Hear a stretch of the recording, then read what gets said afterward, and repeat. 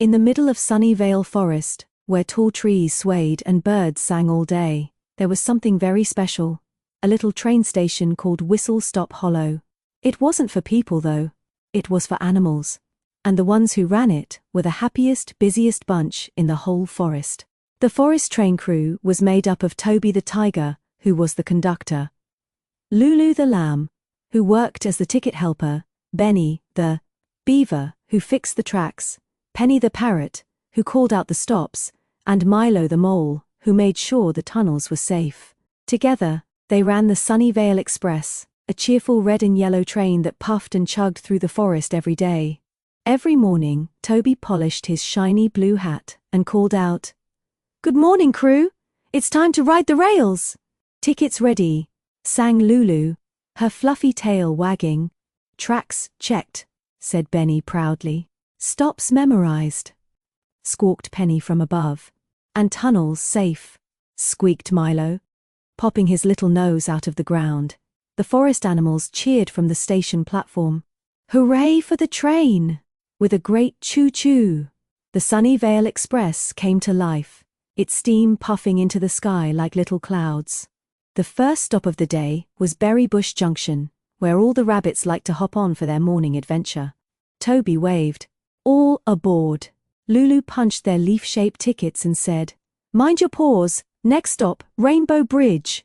As the train rolled along the tracks, the rabbits pressed their noses to the window, giggling. "Look at the butterflies," they squeaked.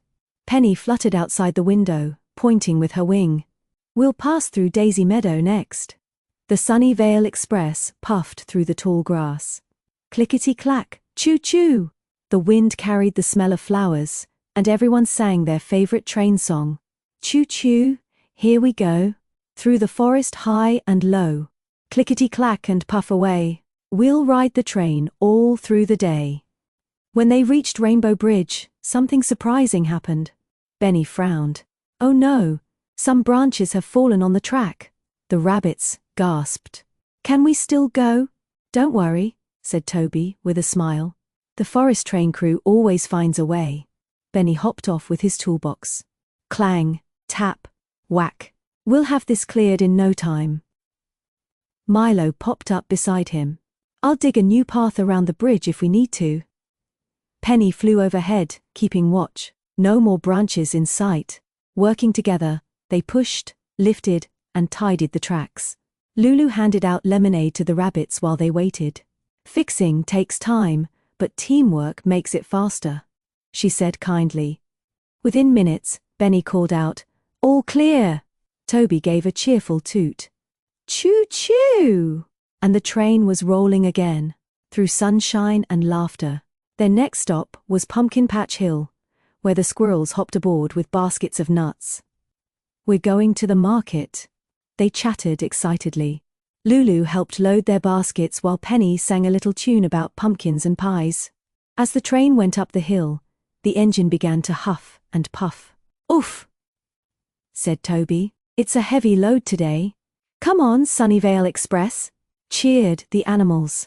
"You can do it."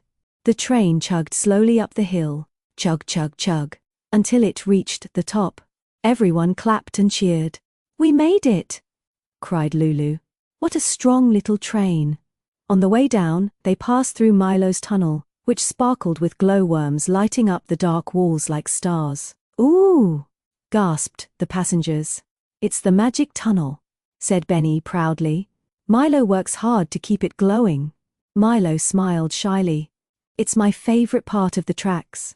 After a few more stops, the Sunnyvale Express reached Sunny Market Station, where the animals traded fruits, flowers, and stories. Toby checked his watch. "We've done all our morning rounds," he said. "Time for a break." The crew sat together on a blanket by the tracks. Lulu poured tea from her acorn-shaped pot. Benny shared his nut muffins, and Penny perched on Toby's shoulder, telling jokes. "What do trains eat?" she squawked. Everyone looked puzzled. "Choo-choo," laughed Penny, flapping her wings. The team giggled until their sides ached. "Best break ever," said Lulu, wiping away tears of laughter. But just as they were packing up, a tiny chipmunk came running toward them. Help! The animals at Clover Crossing are waiting for a delivery of fresh water. Their pond dried up.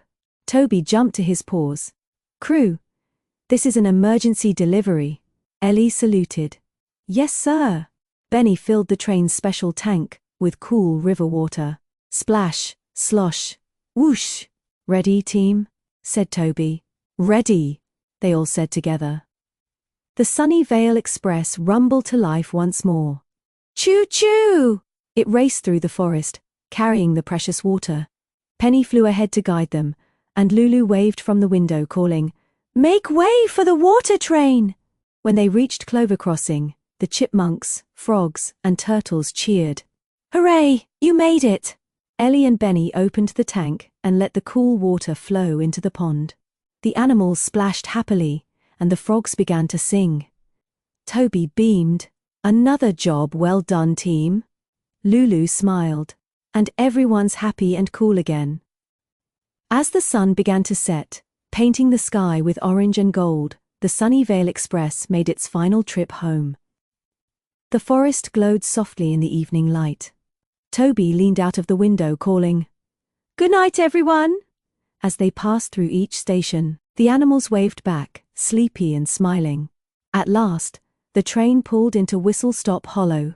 Choo-choo. Hiss. The steam faded into the night air. The crew climbed down, tired but proud. What a perfect day, said Benny. The best day, agreed Lulu. Tomorrow, said Toby, hanging up his hat, we'll do it all again. They watched the stars twinkle above the tracks, and Penny yawned softly. Good night, Sunnyvale Express. The forest was quiet now. Only the gentle ping-ping of crickets and the faint echo of a whistle drifting through the trees as the brave little train and its